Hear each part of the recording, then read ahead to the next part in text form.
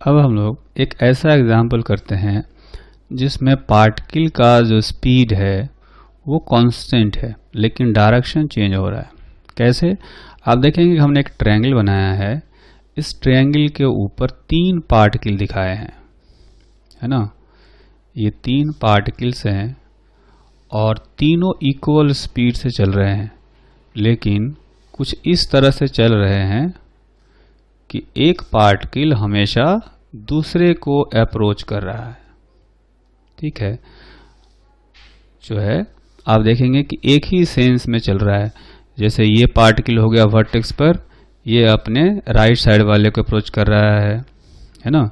ये पार्टिकल इसकी तरफ जा रहा है और ये वाला इसकी तरफ जा रहा है, फिर ये इसकी तरफ जा रहा है।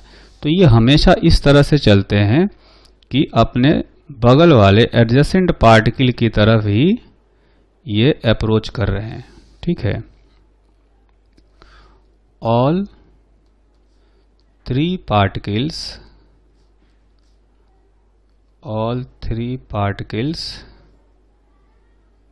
travel with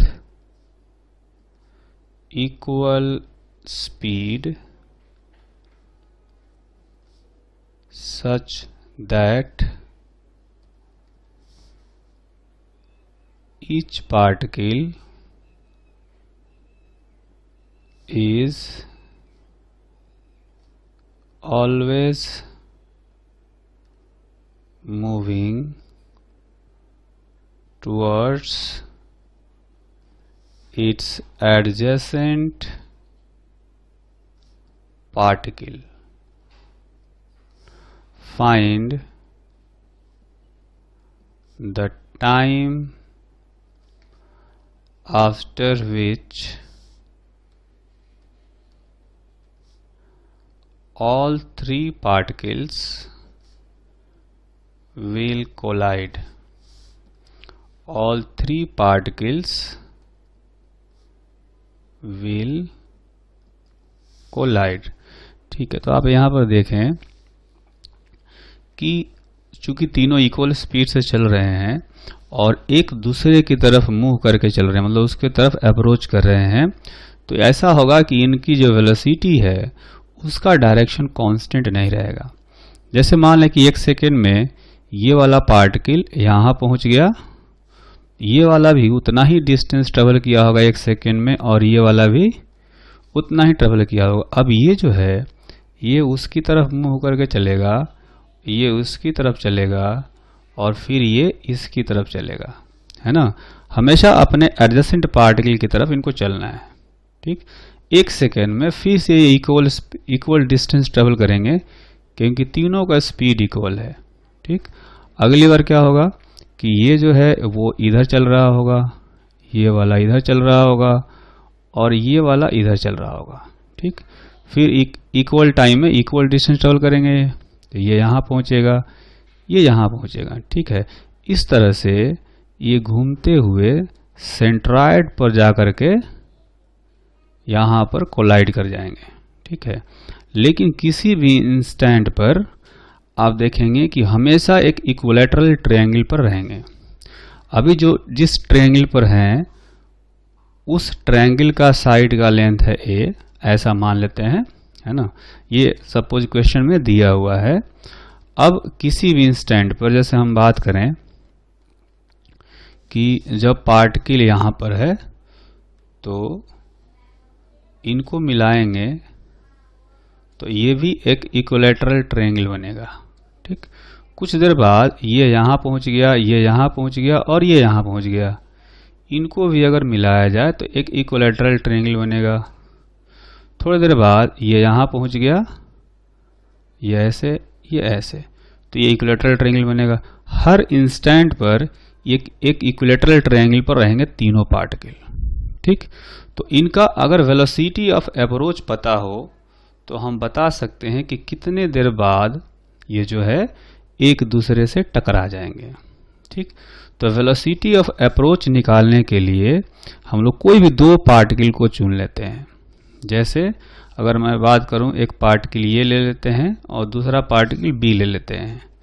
तो ये पार्टिकल इधर जा रहा है v वेलोसिटी से, और जो पार्टिकल b है ये चल रहा है जो तीसरा वाला पार्टिकल है उसकी तरफ v वेलोसिटी से, है ना। क्योंकि ये हमेशा इक्विलेटरल ट्रायंगल पर रहते हैं तो ये एंगल 60 डिग्री होगा, है ना, ये एंगल 60 डिग्री होगा। तो वेलोसिटी ऑफ अप्रोच जैसा कि हम जानते हैं रिलेटिव वेलोसिटी होता है लाइन ज्वाइनिंग के अलोंग। तो इस v को हम लोग रिजोल्व करेंगे और इधर की तरफ आएगा v cos 60 डिग्री, ठीक। तो पार्टिकल b v से जा रहा है इधर और ये आ रहा है v cos 60 डिग्री से इधर। तो वेलोसिटी ऑफ अप्रोच कितना होगा, वेलोसिटी ऑफ अप्रोच जो होगा ये होगा v plus v cos 60 degree, यानी v plus v by 2 3v/2, ठीक। तो इनिशियली इन दोनों के बीच में सेपरेशन कितना है, a है। तो ये सेपरेशन कम होने में, मतलब बिल्कुल सेपरेशन 0 होने में कितना टाइम लगेगा, तो टाइम टेकन टू मीट, कितने देर में मिलेंगे उस टाइम लगेगा, टाइम हो जाएगा distance travel relative separation a by velocity of approach 3v/2, तो ये हो जाएगा 2a/3v, ठीक। अब इसमें डाउट ये आ सकता है कि क्या ये वेलोसिटी ऑफ अप्रोच हमेशा इतना ही रहेगा, क्या वेलोसिटी ऑफ अप्रोच हमेशा 3v/2 ही रहेगा, क्योंकि इनका डायरेक्शन तो चेंज हो रहा है। हमने जो थ्योरी पढ़ी थी उसमें तो इनकी वेलोसिटी कांस्टेंट थी, एक इधर जा रहा था एक इधर जा रहा था, तो हमने कंपोनेंट लाइन ज्वाइनिंग के लोग निकाल करके relative velocity of approach find कर लिया था, ठीक है। लेकिन क्या यहाँ पर वेलोसिटी ऑफ अप्रोच हमेशा इतना ही रहेगा, तो इसका आंसर है कि हमेशा जो है ये वेलोसिटी ऑफ अप्रोच 3v/2 ही रहेगा। कारण ये है कि किसी भी इंस्टेंट पर ये एक इक्विलेटरल ट्रायंगल पर रहेंगे, है ना। थोड़ी देर बाद ये इस इक्विलेटरल ट्रायंगल पर आ जाएंगे, है ना, ये जो मैंने लाइन खींचा है यहाँ पर आ जाएंगे। तो अब देखेंगे कि ये जो है ये अभी भी इधर जा रहा होगा, इसकी तरफ, इस पार्टिकल की तरफ जा रहा होगा, ये वाला एंगल फिर से 60 डिग्री आएगा, है ना।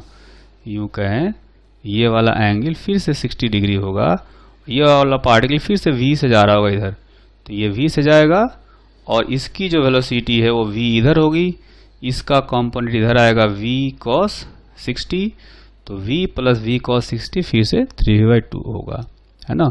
तो हर इंस्टेंट पर जो रिलेटिव वेलोसिटी है वो 3v/2 ही रहेगा, और इसलिए क्योंकि रिलेटिव वेलोसिटी ऑफ अप्रोच जो है वो कांस्टेंट है, तो इनके बीच का सेपरेशन जो है कांस्टेंट रेट से कम हो रहा होगा।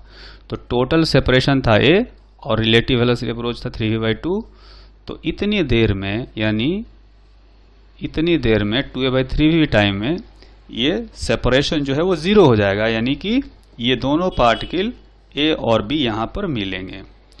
चूंकि सिमेट्री कंडीशन है तो जितने देर में a और b मिलेंगे उतनी ही देर में कह सकते हैं कि b और c भी मिलेंगे, उतनी ही देर में c और a भी मिलेंगे। इसलिए इतने टाइम बाद ये सारे पार्टिकल एक जगह पर इकट्ठा सेंट्रॉइड पर जाकर के ये मिल जाएंगे। तो अभी जो हमने लास्ट क्वेश्चन किया था उसी से मिलता जुलता एक और एग्जाम्पल है। इस एग्जाम्पल में देखेंगे कि एक स्क्वायर है और स्क्वायर के सभी वर्टिसेस पर एक एक पार्टिकल रखे हुए हैं। ये सारे पार्टिकल्स इक्वल स्पीड v से इस तरह से ट्रेवल कर रहे हैं कि अपने एडजेसेंट वाले पार्टिकल को अप्रोच कर रहे हैं हमेशा, है ना।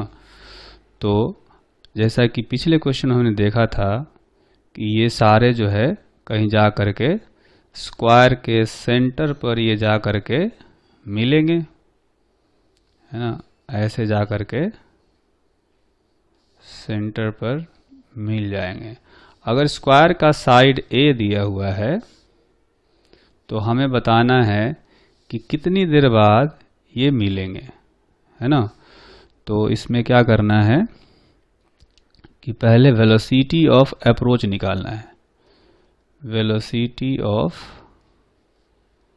अप्रोच, तो कोई भी दो पार्टिकल का वेलोसिटी ऑफ अप्रोच निकालेंगे, देखेंगे कि एक जो पार्टिकल है ना, ये पार्टिकल मान लेते हैं कि ए हो गया और ये हो गया बी। तो ए वाला सीधा इधर जा रहा है v वेलोसिटी से, और जो b है ये इधर जा रहा है v से। ये चूंकि 90 डिग्री का एंगल है, तो इसका कोई भी कंपोनेंट इधर नहीं आएगा, है ना, जीरो कंपोनेंट आएगा।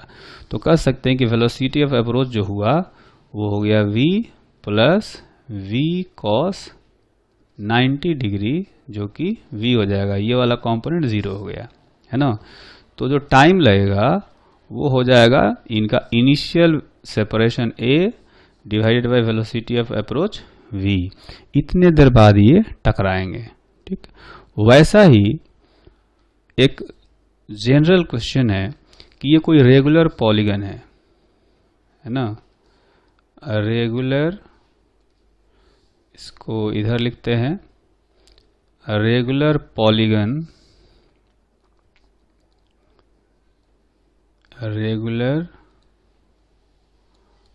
Polygon of n sides.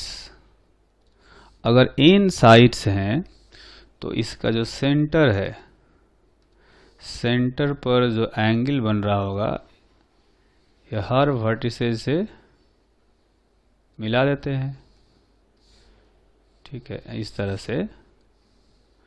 और भी आगे है, ये रेगुलर क्लोज्ड पॉलीगन है, ऐसा नहीं कि इसमें कोई साइड मिसिंग है, सारे साइड्स हैं इसमें। तो हमें क्या करना है कि इसमें हर वर्टेक्स पर एक एक पार्टिकल दिया गया है ना। यहाँ वाला पार्टिकल v वेलोसिटी से इधर जा रहा है, यहाँ वाला v वेलोसिटी से इधर जा रहा है, ठीक है। सब जो है अपने बगल वाले को अप्रोच कर रहे हैं, ठीक। तो बताना है कितने देर बाद ये जा करके मिलेंगे। ओब्वियसली आकर के सेंटर पर मिलेंगे, जब जैसा कि हमने बाकी पिछले दो क्वेश्चंस में हमने देखा है ना। तो इसके लिए हमें क्या करना पड़ेगा, पहले इनके वेलोसिटी ऑफ अप्रोच पता करनी पड़ेगी। हर साइड का लेंथ हमें दे दिया गया है a है, ठीक। तो वेलोसिटी ऑफ अप्रोच पता करना है। तो ये जो एंगल होगा, ये एंगल कितना होना चाहिए, इस पॉइंट के अराउंड टोटल एंगल होता है 2 पाई, ठीक है। और n साइड है तो ऐसे n एंगल बनेंगे, तो ये एंगल हो जाएगा 2 पाई बाई n, ठीक। अच्छा, अगर इस पर एक परपेंडिकुलर डाल दें यहाँ पर ऐसे, तो ये आधे आधे हो जाएंगे। यहाँ भी ऐसे परपेंडिकुलर डाल दें साइड पर, तो ये आधे आधे हो जाएंगे। ये हो जाएगा पाई बाई n, और ये वाला एंगल भी हो जाएगा पाई बाई n। यानी ये जो एंगल है ये कितना हो जाएगा, pi by 2 minus pi by n, है ना। इस एंगल को हम लोग लिखते हैं कुछ इस तरह से। ये जो एंगल आएगा, इस एंगल को लिख सकते हैं pi by 2 minus pi by n, क्योंकि ये एक राइट एंगल ट्रायंगल है ना। अगर इस ट्रायंगल को देखें, ये मान लेते हैं सेंटर O है, ये है पॉइंट A, ये है B, और ये जो पॉइंट है मिड पॉइंट ये है C। तो ट्रायंगल A, O और C में देखेंगे तो ये एंगल 90 डिग्री है। अगर ये पाई बाई n है तो ये हो जाएगा 90 माइनस पाई बाई n, यानी pi by 2 minus pi by n। तो जितना एंगल ये होगा उतना ही एंगल ये भी होना चाहिए सिमेट्री से, क्योंकि ये आइसोसेलेस ट्रायंगल है, ठीक। उसी तरह से ये भी आइसोसेलेस ट्रायंगल है, तो ये वाला एंगल भी उतना ही होना चाहिए, pi by 2 minus pi by n, ठीक है। तो ये जो पार्टिकल है, ये पार्टिकल v वेलोसिटी से इधर जा रहा है, ये v वेलोसिटी से इधर जा रहा है।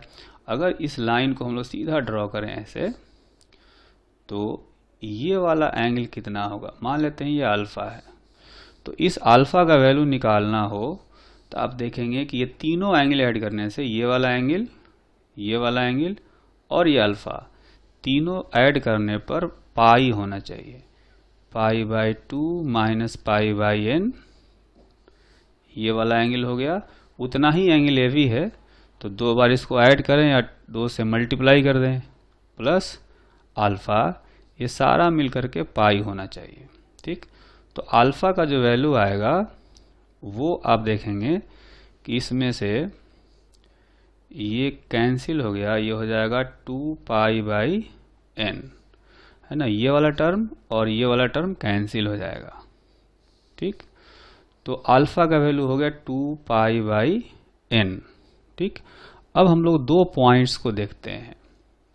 इसमें से जो 2 पॉइंट्स हैं, एक है पॉइंट B ये और एक है पॉइंट A। ठीक है, इसको फिर से यहाँ पर एक बार बना लेते हैं डायग्राम। ये है पॉइंट B या पार्टिकल B, ये है पार्टिकल A। ठीक, इनको मिलाने वाला जो लाइन है वो ये है। इसमें से जो B है, पार्टिकल B चल रहा है A की तरफ, इधर चल रहा है V से, और जो A है वो चल रहा है इधर V की तरफ। मतलब ये जो पार्टिकल होगा इसकी तरफ मुंह करके ये चल रहा होगा। ठीक है, तो ये जो एंगल आया है ये आया है 2 पाई बाई n। तो इस V का जो कंपोनेंट है इधर निकालेंगे ताकि हम लोग वेलोसिटी ऑफ अप्रोच निकाल सकें। तो इस V का कंपोनेंट इधर आएगा V cos 2 pi by n। ठीक है, अब देखेंगे कि ये जो cos थीटा है वो 1 से छोटा होता है, यानी A की जो वेलोसिटी है इधर ये कम है और ये ज़्यादा है। चूंकि B की वेलोसिटी A से ज़्यादा है यानी ये पास में आ रहे होंगे, तो वेलोसिटी ऑफ अप्रोच निकाल सकते हैं। वेलोसिटी ऑफ अप्रोच जो होगा वो हम लोग निकाल सकते हैं। कितना, आप देखेंगे यहाँ पर कि इस V में से ये V cos 2 pi by n minus कर देंगे, आएगा V minus V cos 2 pi by n, यानी V 1 minus cos 2 pi by n। ठीक है, तो इसको लिखा जा सकता है, ये जो होगा ये एक्चुअली में हो जाएगा 2 sign square pi by n। तो लिखेंगे 2v sine square pi by n। तो ये हो गया वेलोसिटी ऑफ अप्रोच। तो कितने टाइम में ये मिलेंगे, है ना। तो टाइम निकालना हो तो हम लोग ऐसे कर सकते हैं कि time t is equal to जो रिलेटिव सेपरेशन है, चूंकि साइड का लेंथ a दिया हुआ है, इनके बीच में भी जो सेपरेशन होगा वो a होगा। तो फाइनली ये a सेपरेशन ही घटा करके 0 करना है। तो t का जो वैल्यू होगा separation a divided by velocity of approach 2v sine square pi by n। ठीक है, तो इतने टाइम बाद ये जा करके सेंटर पर मिल जाएंगे, है ना। तो फाइनल आंसर ये है t is equal to a divided by 2v sine square pi by n। तो ये जो है ये एक जनरल फॉर्मूला हो गया, है ना। n साइड का अगर रेगुलर पॉलीगन हो तो उसके लिए जनरल फॉर्मूला हो गया। ट्रायंगल वाला जो हमने केस किया था उसमें n का वैल्यू 3 रख देंगे तो वो वाला आंसर भी यहाँ से आ जाएगा। ठीक है, और स्क्वायर वाले के लिए बात करेंगे तो स्क्वायर में 4 है n का वैल्यू, तो यहाँ पर n का वैल्यू 4 रख देंगे तो ये वाला आंसर भी आ जाएगा a बाई v, है ना। आप करके चेक कर सकते हैं। ये जो है ये जनरल है, तो हमने किया ट्रायंगल के लिए, एक स्क्वायर के लिए, और ये रेगुलर पॉलीगन वाला जो है ये जनरल है। अगर 5 साइड्स का पेंटागन भी दे दिया जाए, रेगुलर हेक्सागन भी दे दिया जाए तो इस फॉर्मूले से हम लोग किसी भी पॉलीगन का जो केस है कि सारे पार्टिकल्स कितने देर में टकराएंगे सेंटर पर जाकर के, वो टाइम हम लोग यहाँ से कैलकुलेट कर सकते हैं। तो नेक्स्ट एग्जाम्पल करते हैं। इस एग्जाम्पल में आप देखेंगे कि ऑरिजिन पर एक कैट है। ये कैट है जो कि कांस्टेंट वेलोसिटी u से इधर की तरफ चल रहा है, ठीक है। और एक डॉग है, इसका भी कांस्टेंट स्पीड है v, लेकिन डॉग जो है ये हमेशा कैट की तरफ अप्रोच करता हुआ चलता है ना। अगर यूं कहें कि कैट सीधा जा रहा हो, कैट ऐसे जाएगा, तो डॉग जो है वो कुछ इस तरह से घूमता हुआ जाएगा, ये है ना, कहीं इधर जाकर के ये मिल जाएगा, ठीक है। तो ऐसा कर सकते हैं। कहने का मतलब ये है कि जब कैट यहाँ पर है तो डॉग इधर जा रहा होगा ऐसे, लेकिन जब कैट इधर चले जाएगा तो ये घूम जाएगा ऐसे, ठीक है। तो ये धीरे धीरे कैट की तरफ घूम रहा है। डॉग हमेशा जो है कैट की तरफ मुंह करके चलता है उसको पकड़ने के लिए। तो क्वेश्चन को पहले लिख लेते हैं हम लोग। क्वेश्चन ये है कि cat moves with constant velocity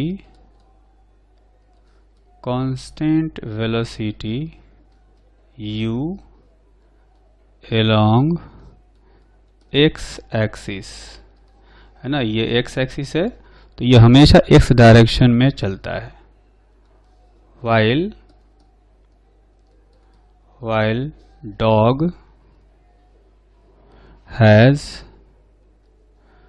velocity always directed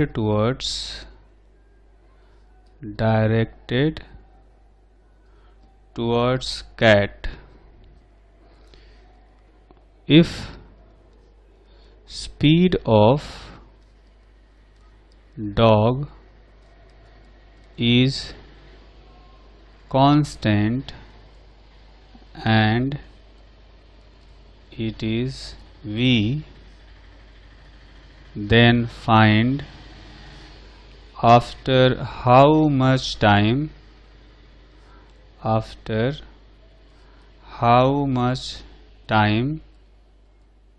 dog will catch the cat, and also find distance traveled